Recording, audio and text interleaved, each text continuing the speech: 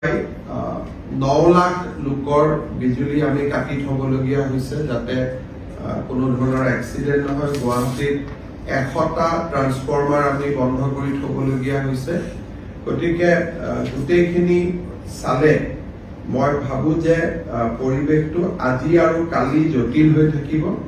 দুটা বিশেষ আমি কাম কৰিব খুজিছো। অহাকালিৰ দিনটো আমি আমাৰ ৰাজ্য চৰকাৰৰ কৰ্মচাৰীসকলক আমি স্পেচিয়েল কেজুৱেল লিভ দিছো। যিসকলৰ কোৱাৰ্টাৰৰ লগতে অফিচ তেওঁলোকে অফিচ কৰিব, কিন্তু যিসকলে দূৰৰ পৰা আহিব লাগে তেওঁলোকে অফিচ কৰাৰ প্ৰয়োজন নাই। কিন্তু যিসকলৰ কোৱাৰ্টাৰ আৰু অফিচ একে তেওঁলোকে ডেফিনেটলি অফিচ কৰিব, আৰু যি দূৰৰ পৰা আহিব লাগে তেওঁলোকে অফিচ কৰাৰ প্ৰয়োজন নাই।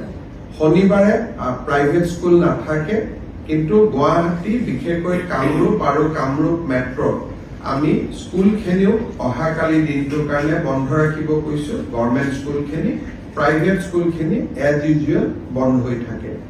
বাকী আমাৰ যিসকলে প্ৰাইভেট প্ৰতিষ্ঠান আদিত কাম কৰে তেওঁলোককো মই তেওঁলোকৰ স্বত্বাধিকাৰীসকলকো অনুৰোধ কৰিম যে যদি কৰবাত দুজনৰ জেগাত এজন মানুহে দি দোকানখন চলাব পৰা যায়, দূৰৰ পৰা অহাজনক অহাকালি দিনটো আমি ছুটি দিলে বেয়া নহয়, কিন্তু আমি চৰকাৰৰ পৰা সেইটো অৰ্ডাৰ কৰিব খোজা নাই।